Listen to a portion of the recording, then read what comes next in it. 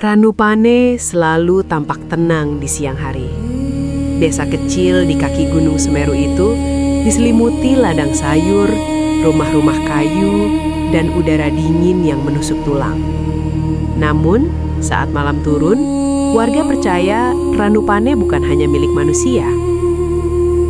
Malam itu, Arga, Dion, dan Fikri tiba di Ranupane menjelang pukul 21.30 WIB. Kabut turun tebal, menelan cahaya lampu rumah satu persatu. Petugas pos pendakian mengingatkan mereka agar tidak berkeliaran setelah jam 10.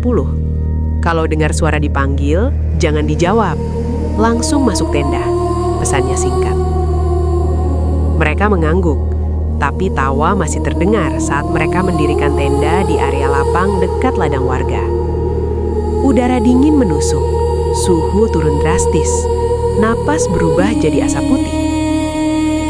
Tepat pukul 23.11 WIB, Dion terbangun. Ada suara langkah kaki di luar tenda. Perlahan, teratur. Seperti seseorang berjalan mengelilingi tenda mereka. "Arga, kamu keluar," bisiknya. Tidak ada jawaban, namun langkah itu berhenti tepat di depan pintu tenda. Dari luar terdengar suara perempuan tua, parau dan pelan. "Mas, api dapurnya masih nyala." Aroma kayu terbakar dan tanah basah masuk ke dalam tenda. Fikri menggigil, memeluk jaketnya. "Itu bukan suara warga," bisiknya gemetar.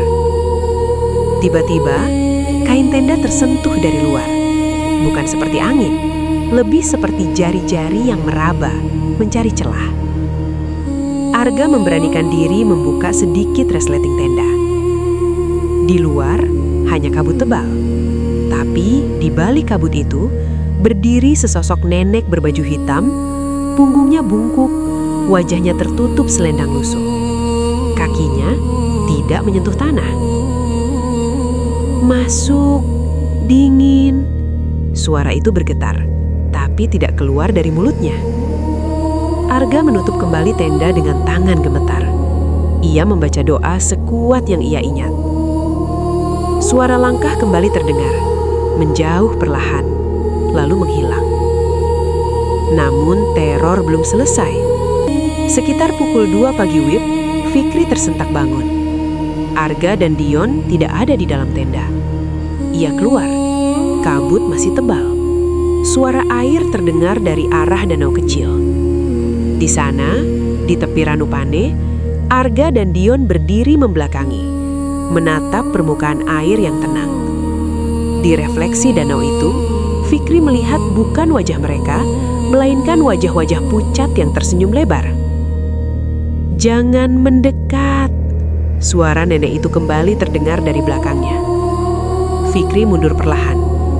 Saat ia kembali ke tenda dan memejamkan mata sambil berdoa, suara air berhenti. Pagi harinya, Arga dan Dion terbangun di dalam tenda, bingung dan pucat, seolah tidak pernah pergi ke danau. Warga Ranupane hanya berkata pelan saat mendengar cerita itu. Kalau malam, Ranupane bukan tempat untuk berjalan. Banyak yang ikut menunggu sejak lama. Sejak saat itu, Fikri percaya di Ranupane kabut bukan sekedar dingin, tapi penutup sesuatu yang tak ingin terlihat.